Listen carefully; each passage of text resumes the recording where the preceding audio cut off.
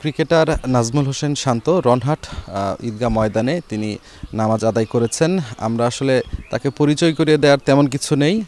তাকে আসলে 18 কোটি বাঙালি চেনে, পাশাপাশি তাকে বিশ্ববাসীও চেনে খ্যাতিনামা একজন ক্রিকেটার হিসেবে। আজকে তিনি নামাজ আদায়ের পরে এখানে এলাকাবাসীর সাথে তিনি কুশল বিনিময় করেছেন, অনেকের সঙ্গে ছবি তুলে তাদের আবদার পূরণ করেছেন। আমরা আজকে এই তাকে প্রথমেই জানাচ্ছি ঈদ মোবারক।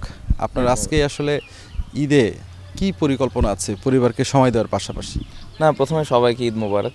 আমার মনে হয় দিনটা খুব স্পেশালি সারা বছর যখন খেলার মাঝখানে থাকা হয়, খুব একটা ফ্যামিলিকে সময় দেওয়া হয় না। তো ভালো লাগছে যে সবার সাথে ঈদ করতে পারলাম।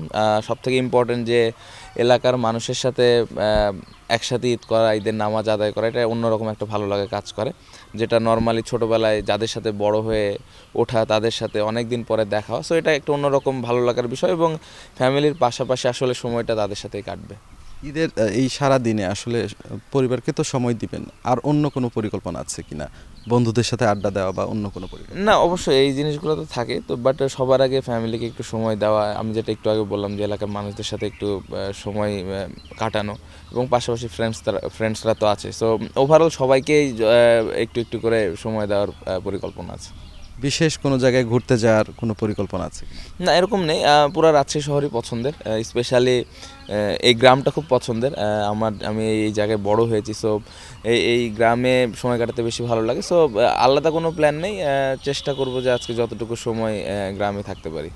আপনার ভক্তদের উদ্দেশ্যে যদি কিছু বলার থাকে?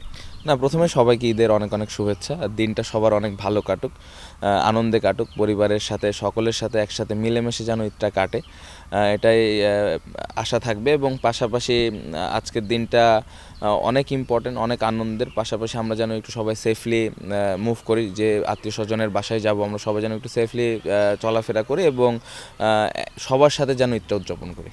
শান্ত ভাই, আমাদের একেবারে আবেগের জায়গায় হচ্ছে ক্রিকেট।